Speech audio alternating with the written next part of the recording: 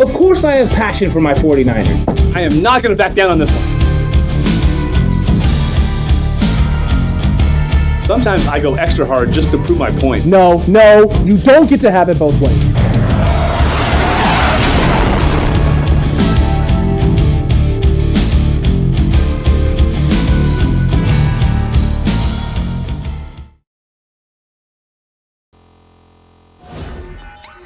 It's head-to-head. It's mano-a-mano. It's 49ers face-off. We've got the illustrious Alex over here. We've got JHill down here. This is going to be an exciting one because we're coming fresh off the 49ers versus Packers game. There's a lot of interesting topics to get into. There's definitely a lot of interesting topics to get into. This is going to get spicy. Tensions are high. Emotions are even higher. Let's get into this thing. Yeah, hope some people got some drink because it's about to get interesting. You know that's right, Ant. You know that's right. It's time for the coin toss. So Jason, you go ahead and you call this, and I'm going to flip this here coin, let everyone know what it says. Let's go tails and never fails. Except for today, boys. It's heads. Hey! Alex finally wins something. It's about time. So, Alex, you get to decide if you want to go first or if you would like for JHill to go first. We're going to defer and Kyle way. Put it to Jason. All right, so it's going to be Jason going first on the first topic. You know the rules. Stick to them, or there will be flags and consequences. Not really. I just hope that you call a better match than Jerome Boger and crew did. It's true. I'm gonna do my best. If there's a holding like what happened to Ebucom, I will be on it. And the first question that we have to get into, Jason, is about the first half. The first half of these football games recently have presented a lot of questions. We'd like to get into this. So, what did you think about the 49ers' first half? I think it is definitely lacking in a lot of ways, you know. And like last week, we talked about, well, it was okay because we didn't play a real team yet. Well, today we played your words, not ours. Right. Technically true. Yeah. And today we played a real quarterback who has a real receiver and a real running back, and it was 17-0 most of the half. And there's no way that our offense should go 28, 29 minutes without doing anything. And to be honest, if it wasn't for that long kickoff, we'd probably get a field goal at best out of the first half again. I'm sorry. I'm not mad yet. I'm not concerned. I'm just frustrated because the talent level, even though we're on our four-string running back, we still have the best tight end. We have some dynamic receivers. We have a very good O-line and an above-average quarterback. We should, and it's the Packers' defense without their best pass rusher, and we couldn't really get anything going. It was just more frustration just sitting there and watching running game get stuffed, watching receivers not necessarily catch balls that pro receivers have to catch, and then once or twice Jimmy missed guys. It just, for a team that's supposedly a Super Bowl contender, they need to get that first half thing fixed soon. Soon, he says. Like next week. I guess he forgets about Tampa Bay's offense not being able to really generate much of anything until they got into the playoffs. But hey, it is what it is. Look, for me, this is pretty simple. The first half struggles are real. Do we have real. Tom Brady? No, we don't. Okay, I was wondering. No, we definitely don't. Do we have Mike Evans out there? or Chris Godwin? Who I'd take over our receivers, but that's just me. Whoa, that's pretty bold. My Lord Almighty. Engage. You would take Mike Evans? You would Absolutely. take Mike Evans over. Yes, in a second. First 7 seasons, all 1,000 yards seasons. He's no run game. Bucs never ran the football. They had to rely on the pass. I mean, a bunch of targets. He was not sharing for a long time. He was not sharing targets for a long time. He was literally the only receiving option. So you think that, you know, like Devontae Adams, that maybe teams could actually cover just one guy. But no, he still rocked it up good. All I'm saying is this is here. For me, the first half struggles don't come down to weapons. It doesn't come down to anything else other than right now, we haven't gotten into rhythm. Sometimes it's drops. Sometimes it's poor passing. This game, it felt like a full abandonment of the run game. The 49ers came out looking to throw. They didn't come out looking to pass. They didn't come out they came out looking to pass. They didn't try and even look to establish any sort of a run game or run look. Did maybe Kyle outthink himself then? I think there's just the enemy is my friend. I think there's a lack of trust in Trey Sermon, in all honesty. I mean, this is what it feels like and what it comes down to. Kyle didn't really go to Trey Sermon and give him a lot of run or a lot of opportunities until the second half. That's just the reality of the situation. There was no attempt to establish the run game. And so this game, though, too. This game just hit the hole and go. And one time he did that, he got like a 14-yard carry, which nice. Correct. I think there shouldn't have been a full abandonment of the run game. I think that I don't know if necessarily Kyle overthought it so much as Kyle trusted his playmakers on the outside to make plays, and his O-line to hold up. This is an O-line coming into this game that did a lot of things to protect Jimmy and get a lot of clean pockets. Jimmy didn't have as many clean pockets today. He got hit more than he ever had been. He got more pressure on Jimmy Garoppolo than he's faced in the first 2 weeks, and that's against a depleted team. So whether that is calls not being there, Packers sending blitzes that the Niners weren't prepared for, them being more aggressive than they've been in the past, I think the All 22 film will show a little bit more of that.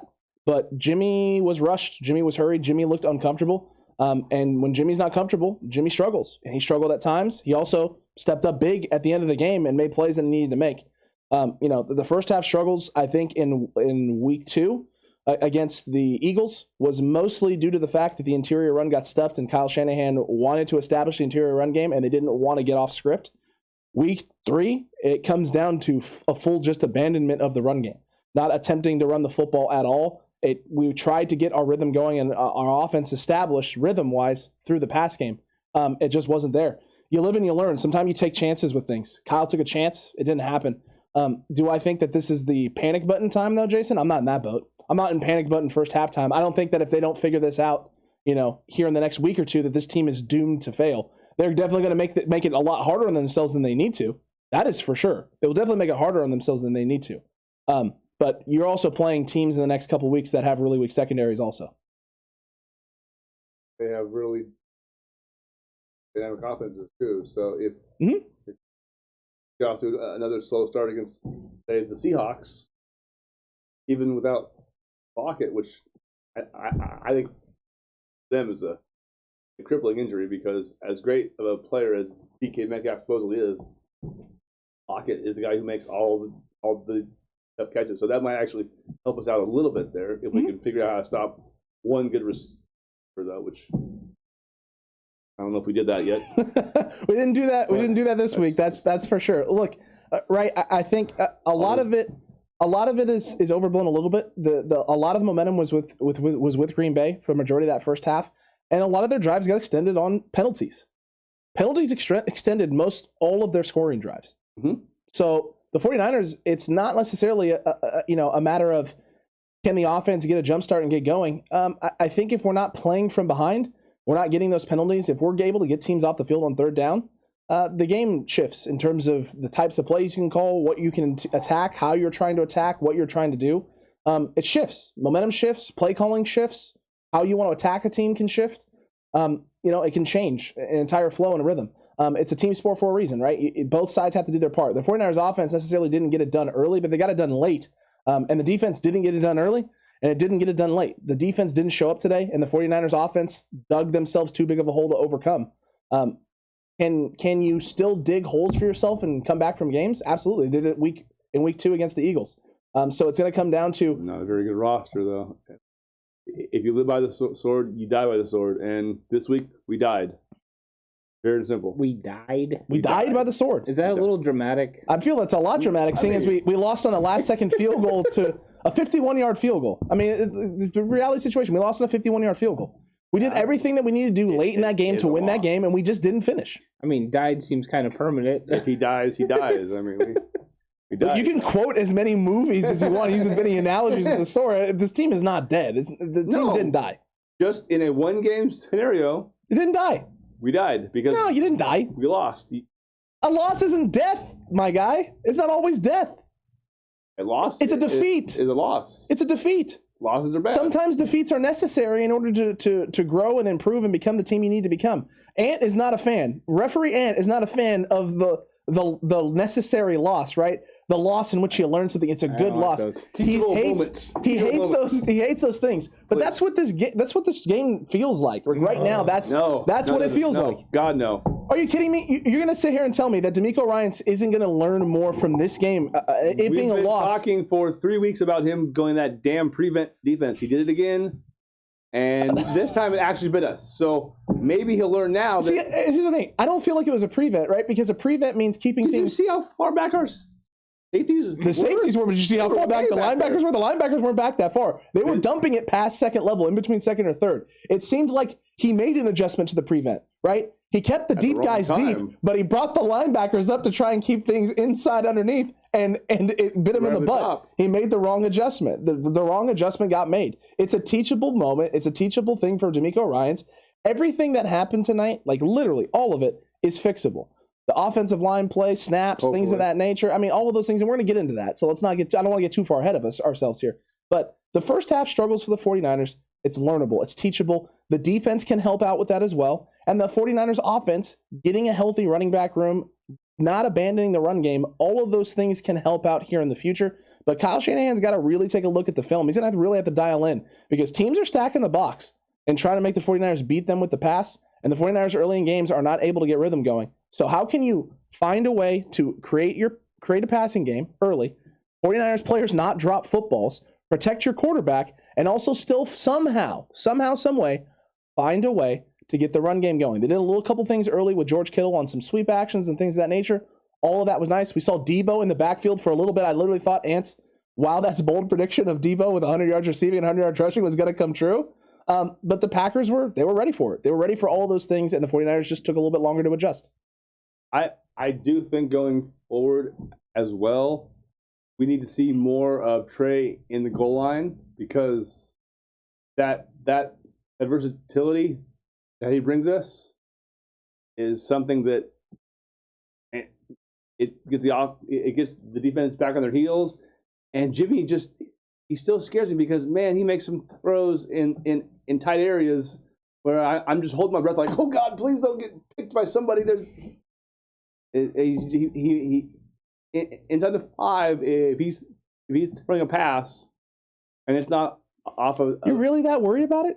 Really? You literally cringe when Jimmy drops back to throw over the middle of the field? Because I don't know what he's... How many tight windows has he thrown in and completed the pass and How many balls get tipped or we're almost that one should have been picked. Hey guy, 3 weeks into the season, how many picks has Jimmy thrown? I think technically none. One. All right. One tonight. Which was a hell of a play by Jair Alexander. Jimmy made the right. Nowhere. Jimmy made the right read. Jimmy made the right throw. It was a perfect throw. It was right. If Jair Alexander's not there, Kittle's catching that ball. And it's a huge gain too because he probably breaks the first tackle too. But anyway, as if he stays on his feet, yeah. There's always 2, 3, 4 passes a game where you think that the DB should have had that one. 2019, you were correct. This year, that hasn't been the case. There was a couple against the Lions, and there was a couple against the Eagles. I can remember one against the Lions, and I can remember a couple against the Eagles. And there was a couple tonight too where I just cringed.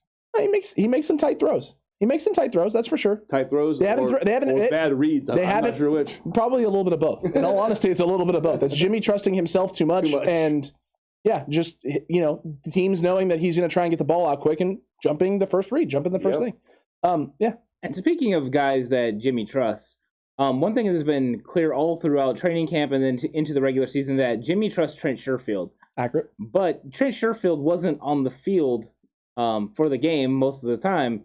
So the question is, Alex, why? And Sherfield, where are you at? Where for real? Where you at, bro? This was kind of weird. Lift? It was odd. I don't get it. I don't understand it. Is he in the doghouse? Is he hurt? I don't think he's hurt because he's out there as a gunner. I haven't heard no blems. And no blems being thrown. Kyle Shanahan not a part of his game plan. I'm not sure. I don't like this 3 wide receiver package with Mohamed Sanu out in the field. Now, don't get me wrong. There are times where I like it. There's times and situations for it.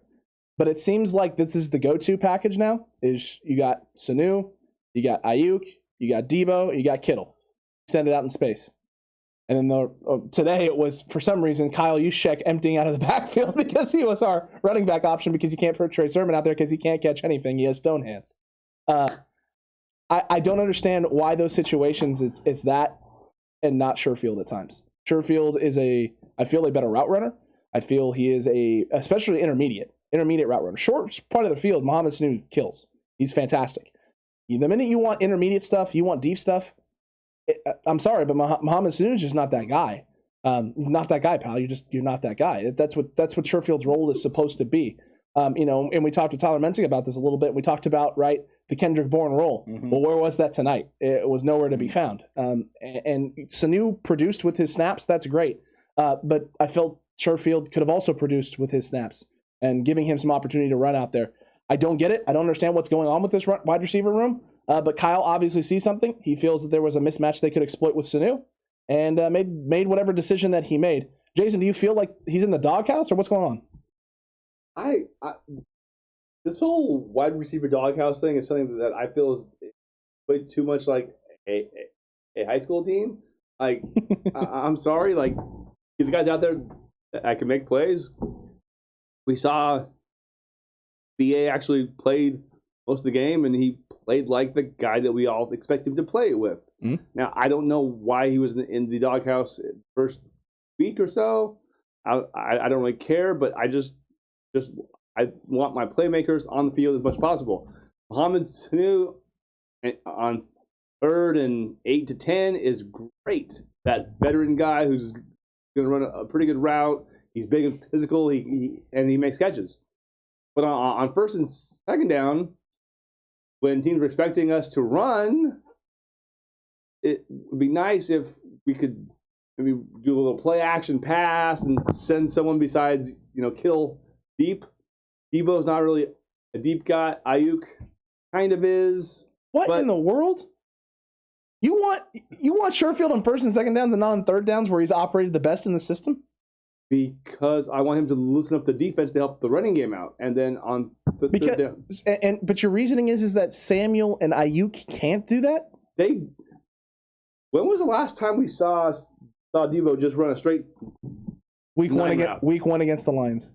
For a touchdown. No, don't. Week 1 against the Lions for a touchdown. The blown coverage. Jason, week 1 against the Lions for a freaking touchdown. What are you talking about, Jason, guy? The back shoulder one. It was not a straight 9 route. It was a. Okay. Well, what was it then? No, I'm curious. What was it? It almost looked like deep out. I'm done. No, I'm out. Deep corner route there, right there at the outside. What? A deep corner route. Jason, he's looking inside. Inside. Dying quail. Oh, my God. And the DB misplays it, and it ends up being he ran. No. So back to what I was saying. You talk about they're jamming the box with to stop the run game. Well, if there's no one that goes deep, maybe that would help kind of loosen up the defense. If the threat of somebody going and actually throwing the ball in the air more than 35 yards might actually get the run game a little more space to operate. But we only throw like little 5-yard screens and occasionally like a 16-yard crossing route. And then once again, we might pop Kittle down the seam, but there's no wide receiver that's just going to run straight down the field and just go by you. Debo Samuel, Brandon Ayuk. No wonder you want Mike Evans more than our wide receiving core. You don't even remember when Debo does go vertical for touchdowns.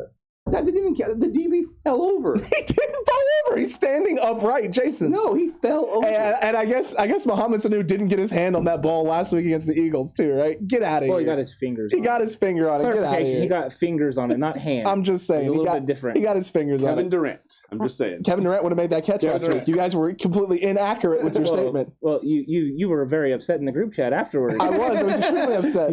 What about when I put me on blast for no reason? What about when I pointed out Kevin Durant? Of course he wouldn't catch. He doesn't play football. Also that. There's also that. And look, I don't get that part right there. I think Sherfield operates his best on 3rd downs for the reason that our ref had already stated, which is Jimmy trusts him. Jimmy trusts Debo. Jimmy trusts Trent. You would think he'd want the guy, right, that he is in sync with, that we've seen him complete long third down completions to already this season multiple times, to be on the field on third down so for the 49ers to take advantage of those things. I believe because I said on third down of 3rd and 8, 3rd and 9. I didn't say 3rd and a mile. So. You said 3rd and 8, 3rd and 9, you'd prefer to have Sanu. That was the direct quote that you said. I would prefer to have Trent Sherfield. I'd rather, like I said, I'd rather have him on early downs. Well, here's the thing, right? You're talking about Sherfield stretching the field, right? Yeah. If you put him on 3rd and 8, 3rd and long, and you start sending him up the field vertically, and the DB has to respect the vertical threat and the vertical presence, why wouldn't he be able to break inside, sit inside in the zone, getting everyone to open up and turn, and run with him deep? And then he sits on a hitch. He runs a post or a dig into the middle of the field and sits down in the soft part of the zone. I mean, we've already seen him do those types of things already. You would think his skill set translates best to third downs, especially since Jimmy seems comfortable with Trent Sherfield. That's my argument. My argument is that Trent should be on the field on the downs that matter the most, not when you need necessarily the deep threat, because you already have guys who are the deep threat. Debo can go deep, Ayuk can go deep, Kittle can go deep. We know that. Kyle Juszczyk can go deep. We know this. The old wheel route.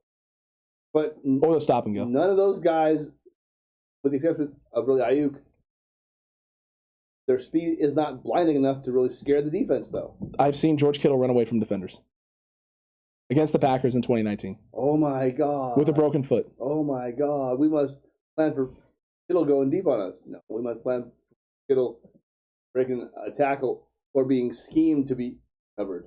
Okay. Not, oh, my God, he runs a 4-3. He's just going to go deep. Nobody that we have can run a 4-3 and actually just take the top off. Hey, Jason, how many guys in the NFL can run a 4-3? Decent amount. Decent amount, huh? Decent amount. Yeah, they're usually DBs. Name 5. Name 5 offensive weapons that run a 4-3. Metcalf does. So Jason, Tyreek does. Jason, let me kind of regroup. So is your problem more so with the fact that he didn't play Trent Sherfield, or do you have more of a problem with the fact John Lynch didn't bring on a faster, more speedy receiver to stretch the top? Because you're talking about stretching the top of the 4-3 guy. I don't think Trent Sherfield is a 4-3 guy, so I'm just curious. What your feeling is that this is like an honest question. Well, 4-4, which is still faster than Debo and. So it is still about Sherfield. It's not like, oh, well, John Lynch should have went out and got a Deshaun, or John Lynch should have went out and got somebody else. If we had been able to convince Deshaun to come here, I know it was between us and the Rams. He's a Long Beach, LA guy. He chose to go back home. That's fine. But if we had been able to actually get him to come back to the Bay Area, I think it would have made our offense just scary as hell, because you couldn't stuff the extra safety up to stop the run, because as we saw today, he can run by you with ease still. Yeah. And Jason, to get these guys the ball down the field, you have to have time. Which the O-line, yes. Yeah, and unfortunately today, sometimes the offensive line maybe gave up some opportunities where they were struggling. So I wanted to ask you, do you have any questions about this offensive line? Are you now concerned about this offensive line moving forward? I'm concerned about the right side, especially in pass protection. I mean, we've known for 2 or 3 years now that Lynchy is a hell of a run blocker, but his feet aren't exactly the quickest, and sometimes he can be a little exposed with the pass rush. And today, the Aaron Donald killer was doing his best to get Jimmy killed on a couple plays where he literally just didn't block anybody, like just got a stance and just whipped entirely. So if we want the ball to be thrown for more than 5 air yards a pass, we need to actually let Jimmy have more than 2 seconds to drop back, set his feet, and actually throw the ball. And so, yeah, the right side is a little scary. I'm not sure about the Notre Dame kid yet, because he's always inactive. So that lends me to believe that not anywhere close to being ready yet, because if he was at least semi-ready, he'd be active. Well, you're not wrong there. You're not wrong there. Aaron Banks nowhere close to being ready, and that's why he's inactive. He hasn't looked very good. As for McGlinchey and as for the struggle today with the O-line, I'm not worried. I'm the opposite of not worried. This comes down to one simple thing. There was no run game. There was no attempt to establish a run game. The 49ers came out trying to throw the football. They made it very clear that that's what they wanted to do. And I don't know if they realize this or not, but there are certain guys on this O-line who struggle if they're just asked to, deal with defensive ends and pass rushes, just pinning their ears back and going. There were plenty of times tonight where the Packers sent 6. And you had Trey Sermon, who was chipping and going out and releasing into the flats, which means we had 5 on 6s. A decent. He did do a decent job, actually. He did do a decent job at times. He did a decent job at times. But there were too many miscommunications on the offensive line tonight. That was my big concern and big takeaway from this game. It wasn't the fact that Jimmy didn't have as much time. It felt like there was miscommunication on blitz packages. There were times where Alex Mack missed on a late delayed blitz. There was one situation in particular on a play action look where Trent Williams, there was a miscommunication. They sent a blitz off the left side, and Trent Williams collapses down in space, and a guy rushes free off the edge. It was Trent Williams' job. It was his responsibility. He missed it completely, and it's the play that ends up with Jimmy throwing the ball into the ground and ended up being a fumble. It's bad. It's not good pickup at all by the O-line. Is it on Jimmy to call that out and recognize that? Is it on Alex Mack? I don't know. But there was definitely some miscommunication tonight in terms of blitz pickup and where guys were supposed to be on top of Alex Mack snapping. The delayed blitzes up the middle, and Daniel Brunskill at times. I don't feel like it was the right side the whole night. It felt like a conglomerate of the interior. Whether I don't want to put anything on Laken Tomlinson because I didn't specifically watch him, so I can't say for certainty yes or no that Laken Tomlinson had a lot of struggles or didn't have a lot of struggles. I know Brunskill did. I know McGlinchey did at times. I know Mack did.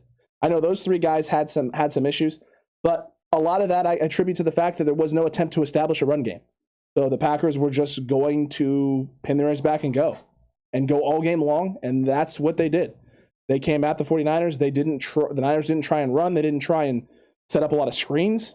I mean, there weren't a lot of running back screens, not a lot of anything really to make that pass rush for the Packers second guess or think twice about what they were doing. They were just coming after Jimmy and getting at Jimmy. So far this season, what grade would you give Alex Mack? So far for the whole season? Yeah. Probably B. B. Tonight wasn't a B, though. That was bad. Well, by bad, I mean bad in comparison to week 1 and week 2. It still wasn't terrible. For I mean, the Niners. Everything that he has done in his career and knowing Kyle's system, I've been very underwhelmed. Really? By him. I was daily behind him. I was talking to Ant, and I was doing cartwheels. I'm like, oh, this guy's a near Hall of Fame caliber center. This is gonna be great. Man, he looks average at best right now. Average at best. Absolutely. Holy cow, Jason! Put Haranis Grasu in there tonight. What happens? Doesn't do anything because. Do you think the Niners are able to come back from a 17-0 deficit with Haranis Grasu playing center?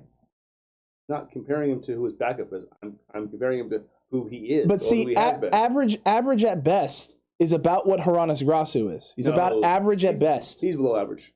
No, I said average at best, Jason. At best.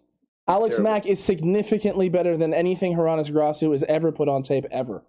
That's not the point. He's significantly better than what. I never said that we need to bench Alex Mack and get the backup. You're saying that his performance has been underwhelming, and what I'm saying is that last year, who he is off his standard, not his backups, not tonight. His standard tonight was it's not good enough. Tonight was the only bad game that he has played so far this season.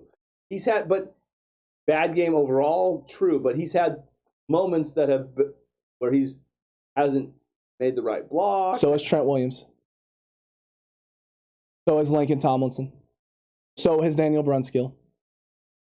The scale for Trent. So is Mike McGlinchey. Having a bad play here or there versus Alex. It looks like Alex. So they're not held in the same standard as what you're telling me. You're not going to hold different. Is there a sliding scale for your performance meter? They're different players. I'm aware that they're different players. They also have different responsibilities. Whereas Trent Williams is normally responsible, right, for protecting the backside, picking up an outside blitz, or just like one or two guys, right? You have that, and Patricia, thank you for the subscription. Mm-hmm. Welcome to the club. Absolutely. You have that. But Alex Mack is like a quarterback. He's a signal caller. He's not trying to decipher. It feels like he's making some bad line calls because really. So the 11% pressures through the first 2 weeks was bad for the 49ers. It's not just the pressures. It's running game. Not week 1 running game was fine. Week 2 it wasn't. Week 2 it wasn't up until the adjustments. Week 3 it. Is that on Alex Mack or is that on the play calling? There was no attempt to run the football. He's the center. He needs to make the line calls for his team. He doesn't call the plays. No, but Jason. He calls the blocking, though, right? Jason, he doesn't call the plays. He calls the blocking. But he doesn't call the plays. Didn't say he did. There were no run calls being made. The Niners ran the ball, 5 times in the first half? Maybe 6? A handful? Literally a handful. That's on Alex Mack. I didn't say it was. You just did. What do you mean? No, I said when there is a running play, help the hole open more for our guys to run through. No, dude, no. This is not on Alex Mack. Alex Mack had one bad game. I actually feel bad that I even brought Alex's name up. Now I feel like I've caused this. I've done this to this man. I've opened up a door for you to try and kick and barge your way through into the Alex Mack has been terrible. 49ers fans, it's time to panic. I said he's been underwhelming. This guy is underwhelming. You know what 49ers fans hear, Jason, when you say underwhelming? Get rid of this guy. He's garbage. No. That's what they're hearing. I'm saying for who he is, for his career resume, he's not been the Alex Mack I thought the beginning. The 49ers offensive line has done a better job in the first 2 weeks of the first 2 weeks. Let's take away week 3. Let's take away week 3. That vaunted Lion defense, man, they are so good. Man, I'll tell you what, that vaunted Lions defense gave the Green Bay Packers all they could handle for about 3 quarters. They gave the 49ers nothing they could handle up until the very end of the game, and they almost took it to the Baltimore Ravens if they didn't lions it up and Justin Tucker wasn't an absolute legend. If Hollywood if and buts, if let's talk, keep going to the hypothetical. Bring it back. Hypothetical situations. Hypothetical situations. There you go again, making your arguments based on hypotheticals. Let's get away from Baltimore and Detroit and back in San Francisco. I agree. The questions are Lamar Jackson. Alex Mack has helped this O-line play at a level that we have not seen for some time. 19? I'd say maybe even before that. Oh. Because that 19 O-line had some struggles as well. It had its issues. That's for sure. But weren't you the one who sings the praises of how they averaged like 30 points a game? 19? It was 28. Okay. 28 point something. Okay. But now you're saying that the O-line was okay? That O-line was okay. Yeah, it was good. It was a good O-line. They didn't have the other offensive weapons. 28 points a game, and the O-line was just okay. Yes, it was just okay. There were questions at the right guard. There was questions at the center position. Yeah. I'd like to point out to both of you that the 49ers scored 28 in this game, and yet you both said they played bad. It's true. They didn't play bad, and they just didn't execute. They didn't execute for 4 quarters. I'm here to I appreciate the clarification, and thank you for the opportunity to clarify. They didn't execute for 4 quarters. There you go. Well, 28 is nice. Don't give up. Just don't. Stop. Aye, Captain. No, thank you, Captain Obvious. We really appreciate that. Thank you so much. I'm here. Solid. But let's get to the drive. And since Alex, you won the toss, you get to decide who's going to go in the drive first. Do you want it to be your counterpart over here, Jason, or would you like to go first? Let that chump go first. Okay. So Jason, today for the drive, the question is, are the 49ers, as currently constituted after injuries and everything, still a contender in the NFC? If we're talking about a contender to make the playoffs, they'll still be a playoff team. If we're talking about potential NFC championship, as of right now, no. Talking about Super Bowl, no chance right now. Because, emphatic. Yes. Our defensive backfield is Swiss cheese right now. Absolutely Swiss cheese. And last week I wanted to point out that somebody was very high on our DBs and said that it's not really time to actually get a move. Somebody else on this show said, let's wait and see until we actually play a real quarterback. Well, we played a real quarterback today, folks, and it didn't go so well.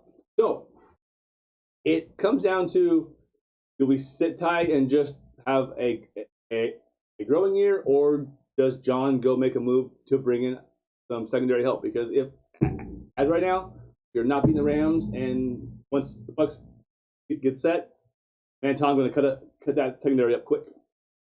Look, I'm not even going to attempt to address anything that this man just tried to say. If you're going to take 1 week of the NFL season, look at it, and then make that the cataclysmic decision of what a team is, then you're fooling yourself, and you're going to be wrong more times than you're right about a football team. There's a reason why they play the game. You play to win the game, but you also play the game for a reason. It's because each and every week, based on matchups, schemes, game plan, execution level, things can change drastically. The Niners didn't execute. It's just the reality of the situation. Are they contenders to win a Super Bowl right now? Well, based on the secondary, no. But do they have all the other pieces to still win a Super Bowl? Yes. The good news is that a lot of the one secondary piece you have that there's a big question on, which is Diamondou Lenore, is young, which means he can still get better as the season progresses. Do the 49ers need to heavily consider making a move to shore that up so that they are better chances of contending for a Super Bowl? Absolutely. But if you're making the determination right now based off one game in which they almost won despite poor play, that they can't win a Super Bowl, you're fooling yourself. And that concludes the drive, which means that concludes 49ers face-off. But you make the decision on who won. Whose arguments do you agree with? Do you agree with them individually? Do you agree in totality that one of them won? Did Alex win? Did Alex make the most compelling arguments? Did JHill make the most compelling arguments? Do you agree with his sentiment? You let us know in the comment section down below. You decide who the winner is. We all know who you need to pick, but I understand if you feel like you need to throw Jason a bone. It's fine. It's fine. Maybe it's the official. Who knows? He did a pretty swell job today. This show is based on instant reactions of the game that just happened. So to sit there and if you recall, I was the one that said I wanted to take a wait and see attitude. Well, I took my wait and see attitude, and after one time, it was not very good. And now the level of patience on you is incredible. I'm gonna take a wait and see attitude for the future, Jason. Me too. Good. I'm gonna take so far, I'm not impressed. Jason's not impressed, but were you impressed with 49ers face-off? I hope you were, and there's going to be lots of great stuff coming up, because right after this, at 11 o'clock, you're going to get our daily video, and it's going to be exciting. Game recap, you don't want to miss it. 2 o'clock, big yikes over on Patreon. You don't want to miss that, as well as the Fantasy Football League starting this week. Madden Fantasy Football, Madden Cutback Fantasy Football League. You're not going to want to miss that over on Patreon as well. A lot of good stuff over there. Yeah, lots of cool stuff. This is just the beginning. This is going to be an interesting week. We're going to talk about the Packers early on this week in the 49ers game versus the Packers. Then we're going to turn our attention to the Birds and get into the Hawks territory. So it's going to be a fun week. Make sure you're here for all of it, and it's going to be exciting. It's going to be a lot of fun, Jay. Always fun having you on, my guy. Thank you. And Cutback Crew, 49ers faithful. Until the next one, stay safe. Remember, the right way is always the 49ers way.